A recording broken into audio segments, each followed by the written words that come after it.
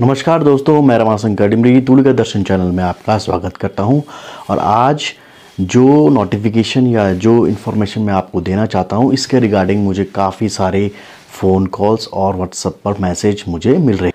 हालांकि document verification के regarding मैंने कोई भी वीडियो नहीं बनाया है, क्योंकि मुझे लगता है कि आप काफ़ी समझदार हैं और इस प्रोसेस को आप भलीभांति समझते होंगे। लेकिन कुछ आवेदक कुछ जगहों पर उलझ जा रहे हैं, कुछ कन्फ्यूज़न उनको हो जा रहा है। तो कुछ जो टॉपिक्स हैं उनको मैं आज इस वीडियो में कवर करने के लिए जा रहा हूँ। सबसे ज़्यादा जो पूछे जाने वाला प्रश्न है डॉक्यूमेंट वेरिफिकेशन के रिगार्डिंग कि वैलिडिटी के संबंध में, यानी कि जो भी आप संलग्नक लगा रहे हैं, जो फॉर्मेट आयोग ने आपको दिया है, उस फॉर्मेट में जो संलग्नक आप लगा रहे हैं, चाहे high school, inter, BA, BSc या बीएड या टीईटी, जितने भी आप डॉक्यूमेंट वहाँ पर लगा रहे हैं, तो उनमें जारी करने की तारीख और वैधता की तिथि भी लिखी हुई है। जारी करने की तारीख तो आपको डॉक्यूमेंट पे मिल जाती है, लेकिन वैधता की तारीख आपको वहाँ पर नहीं मिलती है। इसके लिए काफ़ी लोग परेशान थे कि वैधता की तिथि हम क्या लिखें। तो सिंपल सा है कि जो भी आपके एजुकेशनल डॉक्यूमेंट्स हैं, जिनमें हाई स्कूल है, इंटरमीडिएट है, बीए, बीएससी, एमए, एमएससी या फिर बीएड है, वो लाइफ टाइम वैलिडिटी वाले होते हैं। उनकी कोई भी वैधता की अंतिम तिथि नहीं होती है। तो आप वैधता की तिथि वाले कॉलम में लाइफ टाइम वैलिडिटी लिख सकते हैं। दूसरा जो सबसे ज़्यादा पूछे जाने वाला प्रश्न था, विनिमय 17 के अंतर्गत जिन्होंने 12वीं कक्षा पास की है। विनिमय 17 में आपको बता देता हूँ कि विनिमय 17 होता है जब आप किसी सब्जेक्ट को सिंगल सब्जेक्ट के रूप में पास करते हैं। कई बार होता है कि हम किसी भी सब्जेक्ट कॉम्बिनेशन को बनाने के लिए इंटरमीडिएट में किसी एक सब्जेक्ट से इंटरमीडिएट परीक्षा उत्तीर्ण करते हैं, तो उसे विनिमय 17 कहा जाता है। और अगर आपने फॉर्म भरते समय इस बात का उल्लेख किया है कि आपने विनिमय 17 के अंतर्गत सिंगल सब्जेक्ट से हाई स्कूल या इंटरमीडिएट किया है, या फिर आपने स्नातक की परीक्षा दी है, तो आपको उस अंक पत्र को भी आवश्यक रूप से लगाना होगा। इसे आप संलग्नकों वाले फॉर्म पे अन्य वाले ऑप्शन में भर सकते हैं। तीसरी जो सबसे ज़्यादा क्वेरी आ रही है, वो आ रही है शपथ पत्र के रिगार्डिंग। यानी कि अगर आपका नाम या आपके पिता के नाम में कुछ डॉक्यूमेंट्स में भिन्नताएं हैं, वेरिएशन है, तो आपको उसके लिए अलग अलग शपथ पत्र बनाने की आवश्यकता नहीं है। आप एक ही शपथ पत्र में उन सारी चीज़ों को मेंशन करके आयोग के पास मूल रूप से जमा कर सकते हैं। इसके लिए आपको अलग अलग शपथ पत्र बनाने की आवश्यकता नहीं है। चौथी जो सबसे ज़्यादा क्वेरी है वो है उपाधि के रिगार्डिंग। तो कई आवेदकों ने इसी जनवरी माह में अपनी डिग्री प्राप्त की है, तो उसमें जनवरी माह की तारीख लिखी हुई है और सन 2025 उसमें लिखा हुआ है। तो इसके रिगार्डिंग भी काफ़ी आवेदक मुझसे पूछ रहे थे, क्या ये वैलिड होगी? बिल्कुल ये वैलिड होगी। तो अगर आपका स्नातक की डिग्री है या स्नातकोत्तर की डिग्री है या फिर बीएड की डिग्री है, तो वो शैक्षिक सत्र उसके ऊपर लिखा होगा। जारी करने की तारीख से कोई फ़र्क नहीं पड़ता, क्योंकि डिग्रियां आपको बहुत बाद में मिलती हैं, या फिर जब आप डिग्री के लिए आवेदन करते हैं उस समय जारी की जाती हैं।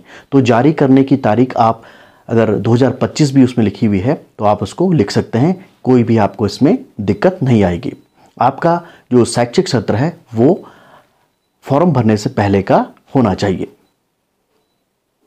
एक अन्य जो पूछताछ है वो है, जिन परीक्षार्थियों का नाम 10% विभागीय भर्ती वाले में भी आया है और 60% सामान्य जो रिजल्ट आया है उसमें भी है, ऐसे परीक्षार्थियों से मैं अनुरोध करना चाहूँगा कि वे अपने 10% विभागीय भर्ती से ही ज्वाइन कीजिएगा। इससे एक तो होगा ये कि किसी हमारे भाई को 60% सामान्य में सीट मिल जाएगी। जब आपका नाम वहाँ से हट जाएगा और 10% में आप ले लेंगे चयन, तो आपका एक तो 10% विभागीय भर्ती में होगा, जहाँ पे आपको विभागीय लाभ तो मिलेंगे ही, साथ ही सामान्य में एक वेटिंग की जो सीट है वो बढ़ जाएगी। और अगर आप 60% सामान्य में जाते हैं तो 10% विभागीय भर्ती में जो सीट रिक्त होगी उसमें विभागीय भर्ती से ही, यानी कि जो आपके विभागीय 10% होंगे वही वेटिंग लिस्ट में आएंगे।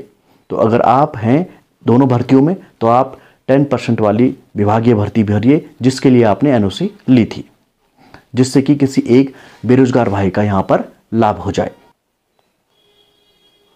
आप सभी को ज्ञात होगा कि उत्तराखंड में 38वें राष्ट्रीय खेल का आयोजन किया जा रहा है। इसके मद्देनज़र भी कुछ विषयों के डॉक्यूमेंट वेरिफिकेशन में परिवर्तन हुआ है। तो आप स्क्रीन पर देख सकते हैं कि जिसमें कला और उर्दू की जो डॉक्यूमेंट वेरिफिकेशन होने थे उनकी तिथियों में आंशिक परिवर्तन किया गया है।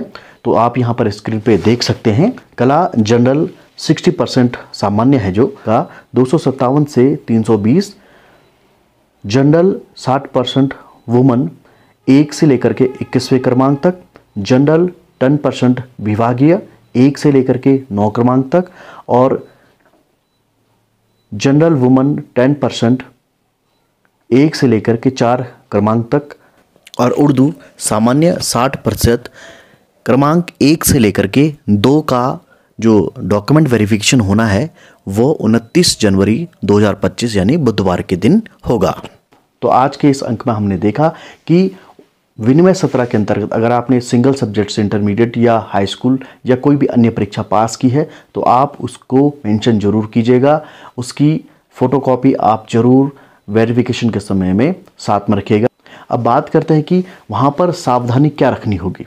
तो सबसे पहली सावधानी कि आपको अपने डॉक्यूमेंट आप जितने भी ले जा रहे हैं उन सब की एक सूची जरूर बनाइएगा, क्योंकि होता क्या है कि भीड़ भड़ाके में हो सकता है कि आप वेरिफिकेशन तो करा लें लेकिन आपका कोई एक डॉक्यूमेंट वहाँ पर छूट जाए या काउंटर पे आप छूट जाए और आप भूल जाएं, तो ऐसी दशा में आपको काफ़ी परेशानी का सामना करना पड़ सकता है, क्योंकि इसके बाद भी जो विभागीय वेरिफिकेशन होगा वहाँ पर भी ठीक इसी प्रकार से आपको अपने जितने भी डॉक्यूमेंट है उनके सेट वहाँ पर प्रस्तुत करने होंगे। इसलिए आप जितने भी डॉक्यूमेंट वेरिफिकेशन के समय में प्रस्तुत कर रहे हैं उनकी एक सूची जरूर बनाइएगा। अगर आपने 12 डॉक्यूमेंट वहाँ पर प्रस्तुत किए हैं तो आप काउंटर छोड़ने से पहले या कैंपस को छोड़ने से पहले आप एक बार काउंटिंग जरूर कर लें कि 12 डॉक्यूमेंट आपने प्रस्तुत किए थे, वही 12 डॉक्यूमेंट आप अब अपने साथ वापस घर ले जा रहे हैं।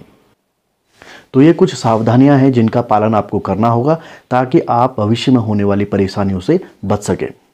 और आपको इन चीज़ों का भी ध्यान में रखना होगा कि आप अपने डॉक्यूमेंट्स की जो फाइल है उसे आप क्रमबद्ध लगा के रखें। हाई स्कूल, इंटर, स्नातक, स्नातकोत्तर, बीएड, टीईटी और भी जितने आपके डॉक्यूमेंट हैं उन सभी डॉक्यूमेंट्स को आप क्रमबद्ध रूप से लगा करके रखें, ताकि जो भी वेरिफिकेशन करने वाले कर्मचारी हैं उन्हें आसानी हो और आपका डॉक्यूमेंट वेरिफिकेशन में समय कम लगे।